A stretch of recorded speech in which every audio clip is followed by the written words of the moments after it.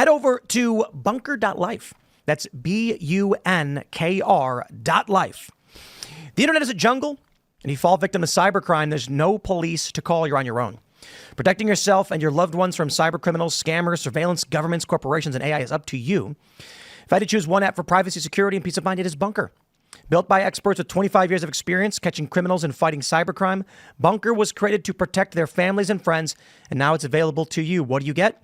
You get a private messenger to share messages, photos, and files with trusted contacts, free from surveillance. A password manager to safeguard your online financial, shopping, streaming, and social media accounts.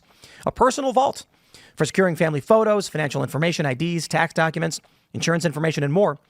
Bunker is the one app that delivers supercharged privacy and security, letting you store, share, and communicate freely with those you trust. Download Bunker from the App Store, Play Store, or visit bunker.life. That's BUNKR. There's no E. Use code TIM, and you will get your first 3 months free. Super cool. Shout out to Bunker for sponsoring the show. Starting off with the Daily Beast because we love it. The real reason Trump fired Mike Waltz, he dared to give advice. They published this one at 6:14. They updated it at 6:32. I am loving this story. In an effort to just be the opposite of whatever it is that liberals are, I'm just going to say Trump is a genius who can do nothing wrong. Everything is perfect. There's no reason to criticize him ever. No matter what he does, he's doing a good job. So it's just counter Pac-Man now. Yeah, Brian Tyler Cohen, Pac-Man, yep. Luke Beasley, those are easy targets where literally every single video they have is Trump, Trump, Trump, Trump, Trump, Trump. So I'll just do the opposite. It's a good policy. I think so as a joke on my 10 a.m. segment, it was about Kilmar Abrego Garcia, but I just put Trump exclamation point in the title just because. But so here's the story. The Daily Beast, this is an example. This is why I pulled it up. It says he was fired. But when you go to Mike Waltz fired on Google, if you search for it, all the headlines now read, he's out as national security advisor and tapped as UN ambassador, which is a promotion from a staff level position to a cabinet level position.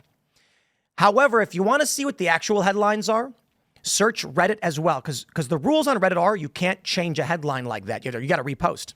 So when you search Mike Waltz fired in Reddit, here's what you get. Trump's national security advisor, Mike Waltz and his something. Trump came out and said he fired him because of signal issue. They'd go from it's fake news, hoax, blah, blah, blah. You have military Trump to oust national security advisor Mike Waltz. Politics saying national security Mike Waltz to step down. Mike Waltz was doomed from the start. Mike Waltz is losing support from the inside. That's from a month ago. Mike Waltz has left the chat. Trump ousts. All of these headlines are basically saying, ha, ha, ha, ha, he got fired. Here's the story from the Hill. Trump taps Mike Waltz as UN ambassador and names Rubio as national security advisor. Let's keep it real simple. National security advisor. That's all it is. It's a staff level position. Trump says, you want to advise me on these issues? I'll hire you. Okay. Welcome aboard. UN ambassador is a cabinet level position that requires Senate confirmation. That is a promotion. Why did this happen? It's fairly obvious. Elise Stefanik was tapped to be UN ambassador in the Trump administration. However, that would mean vacating her seat in Congress, putting the Republican thin 2-seat majority at risk. So Trump said, look, these elections that we're having, we don't want another special election. I need you to stay in Congress. So she steps down from this potential position and then moves to stay in her congressional seat. But this leaves a hole. Who's going to be the UN ambassador? So without anybody else, Trump said, Mike Waltz, you know what? Why don't you do it? I'm going to give you the promotion and give you this cabinet level position. Now, the question is, why did the media run with this fake story? And a lot of people are bringing this up in the chat, and I believe this may be the case. This is called coloring the water. When you have a leak, here's what it means. There are 3 plastic cups on a table, all filled with water, and under all 3 cups is a puddle of water. One of the cups is leaking. You don't know which one. So you put red dye, green dye, and red dye in each of them. Whatever color the water on the table turns, you know which cup has the leak. So the argument is Trump whispers to somebody, I'm firing Mike Waltz. That person runs to the press and screams, Mike Waltz is fired. And then Trump waits to see if the press picks the story up. And then he knows who is leaking this information. Now, it might not be a single individual. It could be a department. But there's a lot of speculation that Trump leaked the first half of the story to see if a certain area of his administration would be leaking the information. Then later in the day announces, in fact, Mike Waltz is going to be UN ambassador and he's not being fired at all. So the media walked right into this one. Well, I mean, it's They walked into it because they're looking for any way that they can, slime Trump. Any kind of problem in the administration, they're looking to focus on as much as they can, because, I mean, their entire business model is counter Trump. And I don't see anything new in this. Then my question is, who was responsible for the signal leak, and is there really any way to find out? I don't imagine It's probably multiple people. Well, I thought they already said it was like an intern or something who accidentally added them because they sausage fingers it. Wasn't it like from the signal? Yeah, it was something like they sausage. There was an intern? I don't know exactly who did it, but I heard there was some staff or intern set up the signal chat a day prior, and they like sausaged fingers Goldberg into it or something. I don't know if it should have been on Signal in the first place. That itself seems like a security failure. I think the issue is that Signal disappears the messages that are supposed to be in the public record. That's why it's wrong. I don't care if they're using Signal. Signal's encrypted. The other thing as well is that they don't trust the American security establishment. And so Signal is an independent, non-rest of American regime-aligned thing, because any of the normal military systems they could use might be getting bugged by the other side. Is there any alternative? I mean, I just assumed that they had know. encrypted email services. I got to be honest. Thought that was a thing that they used. They have internal internet, like what intranet, and there's that. Yeah. But they don't actually have, and It's just too much of a hassle, I guess. Well, the thing is, the intranet stuff, if I understand correctly, and I'm not an expert on top secret or the system that they use, but if I understand correctly, you have to be in a skiff to access those computers, because those computers are only connected to other, computers on the network, and you have to be in a secret a secure facility. I think there's another way to put it. Mary, do you believe there's a deep state? Sure. I mean, there's a group of people who are hired that persist in these executive level and intelligence level jobs, or I should say governmental level jobs, whether or not a new administration comes in. So Obama gets elected, there's holdovers from the Bush administration. Then Trump gets elected, there's holdovers from Obama and Bush. Mm-hmm. So we refer to those people that have been in government for decades without being elected as the deep state. That's a simple way of putting it. The next question is, do you believe that there are people working in government who are working to oppose Trump and his administration? People who were hired by Trump? No. Well, I think people, maybe. including people who were hired by Trump, yeah. So what I see with this, why would they use Signal for, of all things, and why not go to the skiff or whatever? Sounds to me like they actually trust Signal can't be breached by intelligence agents who they don't trust. Well, when they let them in, yeah, which is the sausage fingers. I don't know if I believe sausage fingers is the. Well, then what you think someone intentionally brought them in? Your Occam's razoring it, but I don't think so. Sausage fingers. That's the explanation. Possibly. Autocorrect. What was his name? The journalist. Goldberg. The Atlantic. Was it Jeffrey Goldberg? So is some other Jeffrey? What? How does that happen? No, I don't know. They were swiping meant to type Jeffrey something else. Oh, come on! I accidentally ordered an extra burrito the other day on DoorDash. You could sausage fingers on accident. It happens. Okay. I was swiping through the thing, and then I must have hit the plus when I was ordering my burrito bowl. So we put in the fridge. Somebody ate it. So you don't think there was even a leaker to blame? Not an intentional leak.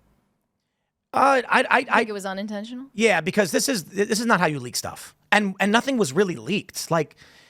I got to be honest. I still think there's a strong possibility Signalgate was they intentionally wanted this information to get out, so they brought Goldberg. It was like a scripted group chat. Yeah, it was the most. Now you say this, and I'll say that. But read what they said in that chat, and it's really mundane. It's like only America can stand to defend our. I was like, why are they talking like this? Yeah. And there's no shorthand either. Yeah, I thought I heard some takes that it was more so to portray Vance as being anti-war. I guess anti-war, leaning anti-war. So it seems like that could be the case, but either way, it's not even a story. Journalists get access to this information all the time. The issue is that any reasonable human being would just respond with, guys, I shouldn't be in this chat. I don't want to have access. Here's why I think that whole thing is fake. If I accidentally got a text from the president, Hegseth, and Vance, I'm going to be like, guys, stop talking right now. I'm not supposed to be here. I don't have access. I don't have clearance. Not if you're hostile to the president and you want to use it as a story. Would you publicize the fact that that happened? No. If it did? No, these are sources. This is the crazy thing about how these journalists are scumbags, which is why I do lean towards, in this story with Mike Waltz, the Trump admin is just looking for ways to screw him over and insult him. Trump just does it to their face, like on the ABC interview. But I got a lot of people, I just went and did interviews at the White House. So I'm meeting with staffers, communications people. We met a handful of them. I'm not going to come out here and start screaming their names and talking about the things they're saying or doing. They have a reasonable expectation of privacy when they're dealing with me on certain issues. Now, I'll be honest, depending on the scale of information, if I accidentally got a text message from Donald Trump and I knew it was him and he said something like, I hate conservatives, they're all a bunch of morons and I'm pro-choice and I'm going to do everything I can to make abortion legal, then I probably would be like, yo, what? That's a crazy thing to be private messaging. And that's seriously detrimental to his base. It's deceptive. In this regard, it was a private communication over a security issue without classified information or minimal information that could be considered classified. So it was just nothing. It was a waste of all of our time. And it is now, too. The media is trash. Well, yeah, I mean, that was the whole thing was, Goldberg shouldn't have been in there. But the reason that he stayed in there and, didn't make himself known and say, hey, guys, is because he was looking for information that he could use to slime the president. The fact that he's in there, as soon as he realized that he was in there, he was like, okay, I'm going to stay here because if they say anything that I can make into a story, then I'm going to make it into a story. He's been hostile to the president forever. He was all on the Russia So thing. when he said he was like afraid of, the way that he framed it, he was like, oh, I left the chat because it was out of moral principle, and I feared he didn't leave that the I chat, was. did he? Yeah. He did. He voluntarily left the chat, but he did screenshot everything. Obviously, Yeah, he stayed in there. He voluntarily left after what amount of time? I don't know how long, but I don't know how long When you it took screenshot it. signal, doesn't it tell the other person? No? I don't know. Snapchat does. It does. That's Maybe better. they should just do all of their communication on Snapchat because that would be more transparent. But I don't know how long it was between him getting added and then him leaving. But look, the point is, he was all in on the whole Russia collusion thing. He's from the Atlantic. The Atlantic was after Trump from day one. So he was all in on the Russia collusion thing previously. Mm-hmm. He had a hard-on for Trump forever. And the fact that he was in there, he knew that was bad that he was in there. So he just stayed until he could get enough information to go ahead and slime the administration. That's all that it was. So if he was actually the information that slimes the administration is the fact that he was added, not really anything that was said. Yeah, but but the thing is, he That's wanted on to have enough information that he could make something out of it. Now, granted, the actual information that they exchanged in the Slack or in the whatever it's called channel, it's not that big of a deal. They weren't actually giving out. Like he was saying that when they were launching, but there was no actual classified information. Yeah, I'm changing my position. I agree with Mary. Trump is bad and the media is good. That's not what I was saying, Tim. Come on now. The media is bad and Trump's administration makes mistakes sometimes. Is that where we're at? Yeah. Well, the media. Yeah, I'm totally fine with that. I love when liberals are like, oh yeah, criticize Donald Trump. And I'm like, he sausaged fingers his phone and typed Kafifi once. He fired 59 Tomahawk missiles into Syria. I mean, come on. And that's low-hanging fruit. I know the Tomahawk missiles in Syria is really easy. There's other things to criticize him for. The MS-13 thing is now something you can... But look, I went on Piers Morgan the other day, and Piers asked if Joe Biden had done what Trump did, would I be defending him and saying he had a good administration? I said, probably not. Because Trump more aligns with my moral worldview. And so when Trump makes mistakes, I'm forgiving because the greater mission of the Trump administration is good for my way of life. The greater mission of Joe Biden is bad for my way of life. That's why when Joe Biden does things like promoting transing the kids and DEI, opening our borders, all of it is bad. If you then combine that with other bad things like screwing up the economy and people's 401ks going down, I'd be like, this is a bad guy doing bad things. Donald Trump, on the other hand, is securing the border, trying to bring manufacturing back, telling people to have babies. These are things that I think are very, very good. So when Trump enacts a plan and it's got a negative result, I say, Well, look, I'm skeptical on the universal tariffs. That's where I've always been. And I do think we should not gloat about people's 401ks going down or do this dumb thing where people are like, who cares about losing money? No, we all do care. But I'm not going to complain about Donald Trump making mistakes because I believe that he is bringing us on the right track and that he needs our support even when he makes mistakes. That's the difference. The left is incapable of generating leadership because they purity spiral all the time. The reason that we default onto such mediocre leftists as the ruling class is because they constantly look to tear their own people down. Indeed. That's why, there was this funny story. It said Democrats are trying to court the manosphere. And then they said the manosphere was Joe Rogan, Theo Von, and Andrew Schultz. Yeah. And I was like, no, those are just a bunch of comedians. They are not manosphere at all. So these journalists are completely incapable of comprehending anything. A Google search? Absolutely clueless. And that was Alex Thompson from Axios, the guy who claimed, we really missed this story on Biden. Oh, okay, dude. The cover. No, I think these journalists are just largely developmentally disabled. They're really out of touch. I mean, I think that the piece that they did on Hassan kind of shows that they actually said, oh, this guy's got a MAGA body, like a liberal in a MAGA body, and it's like admitting that the left is full of shit. Yeah, the left is full of. Thanks for checking out this clip from Timcast IRL. Make sure to watch the show live Monday through Friday at 8 p.m. Subscribe to this channel, and we will see you all there.